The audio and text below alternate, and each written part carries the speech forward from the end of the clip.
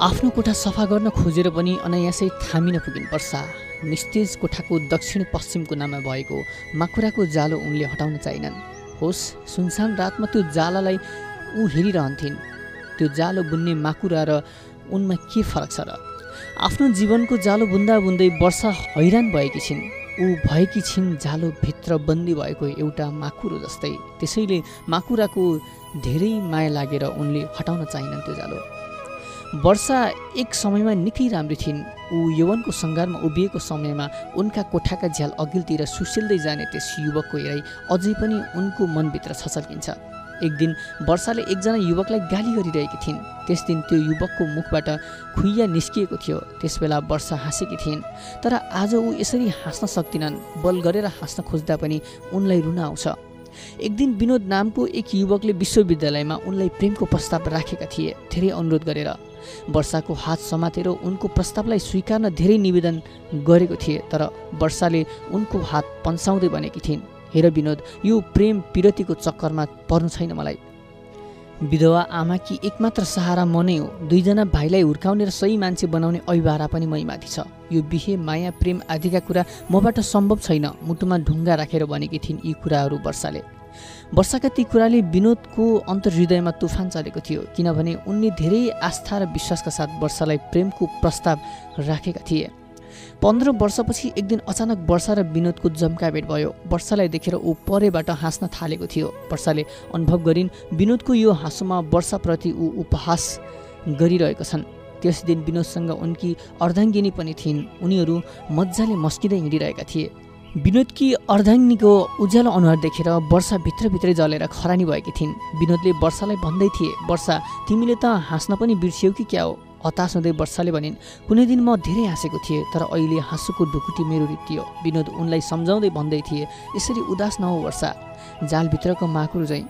त्यस दिन राति वर्षाले निन्द्रा लागेन। कोठाको कुनाको माकुरो र त्यसको जालको उनलाई धेरै माया लाग्यो। अन्ततः त्यो माकुरो उनको दुःख सुखको साथी जस्तै भएको छ। होस् पढाइ सकिने साथ वर्षाले शिक्षिकाको जागिर भेटिन्। दुईजना भाइलाई मान्छे नबनाएसम्म आफ्नो बिहे नगर्ने अठोट गरेकी थिइन् वर्षाले। आमाले बिहेको कुरा गर्दा त्यस कुरालाई पन्साउँथिन् वर्षा। आमा उनका कुरामा ढुक्क हुन्थिन्। तरै पनि आमाको मन नहो। वर्षाको चिन्तामा आमा धेरै छटपटाउँथिन्।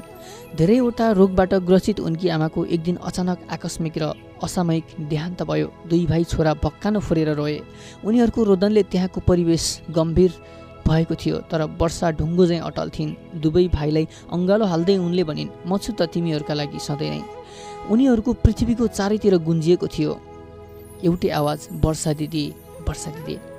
वर्षाले दुवैजना भाइलाई धेरै दुःख कष्ट बोकेर बढाइन् अनि आमाको अभाव अनुभव गर्न नदी हुर्काइन्। ठुलो भाइको बिहे गरिदिएपछि मात्रै उनले आफ्नो लागि केही सोच्ने निर्णय लिइन्। एक दिन उनले ठुलो भाइका केही कुरा थाहा पाएर भाइलाई सोधेकी थिइन्। जवाफमा भाइले केही अप्ठ्यारो मान्दै र अन्कनाउँदै भनेको थियो, तर दिदी तपाईँको बिहे नभई?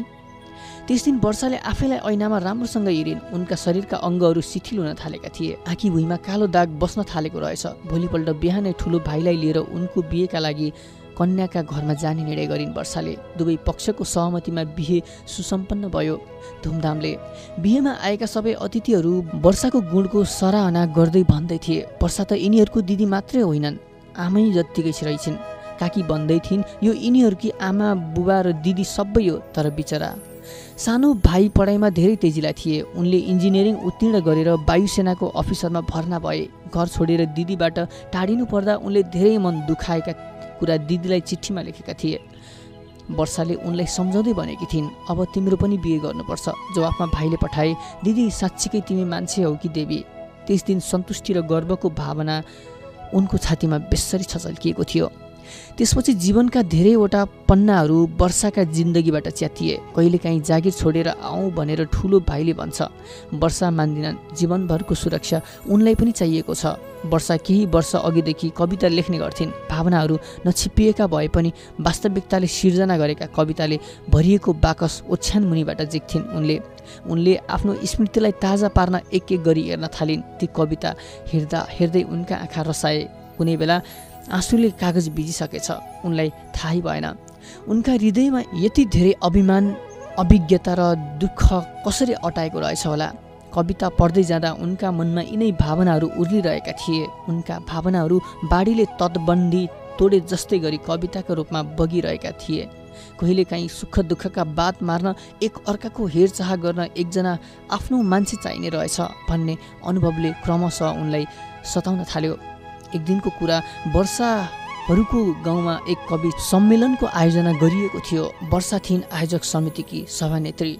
उनले त्यहाँ वाचन गर्नलाई अघिल्लो दिन एउटा कविता लेखेकी थिइन्। भोलिपल्ट यथा समयमा कविता गोष्ठी आरम्भ भयो। धेरै कविहरूका बीचमा वर्षाले प्रत्यक्ष गरिन् एकजना करोडौँ मुखण्डलका अधवैंशी कविलाई। उनका कविता कता कता पत्रिकामा वर्षाले पढेकी थिइन्। तिनले वाचन गरे एउटा कविता, एउटा ओछ्यानमा म विश्राम गर्छु, ओछ्यान सानो छ, खुट्टा पसार्न पनि नसकिने। कविताको कार्यक्रम सकिएपछि वर्षाले सोधिन् ती अधवैंशी कविलाई उनको कविताको मर्मार्थ। कविले रुन्ची आँसु गर्दै भने त्यो ओछ्यान मेरै जीवन हो भनेर।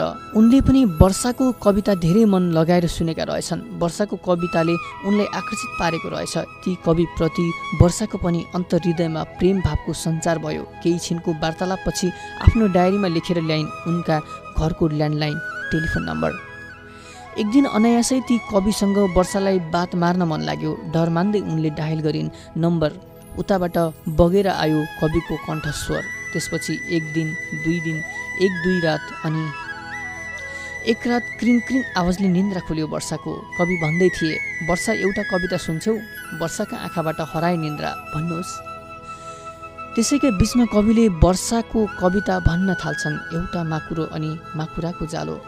तिमी त्यही माकुराको जालोमा बन्दी भयो कि क्या हो वर्षा? कवि हाँस्न थाले, तर वर्षाले लाग्यो कवि काँप्दैछन्। वर्षाले भनिन्, तपाईँ मेरो छेउमा उभिनु भयो भने त्यो जालो म हटाइदिनेछु। कविको मनोभाव बुझ्न ऊ उत्साहित भइन्, तर त्यत्तिकैमा फोनको लाइन काटियो। भोलिपल्ट कविले फोनमै भने, वर्षा त्यो माकुराको जालो हटाइदेऊ। वर्षाको अन्तर्हृदय झरीमा भिज्न चाह्यो। खडेरीमा चिरिएका दुईवटा खेतमा फेरि हरियाली छाउनेछ। उनको मनमा आशाका लहरहरू यसरी नै गगमगाउन थाले।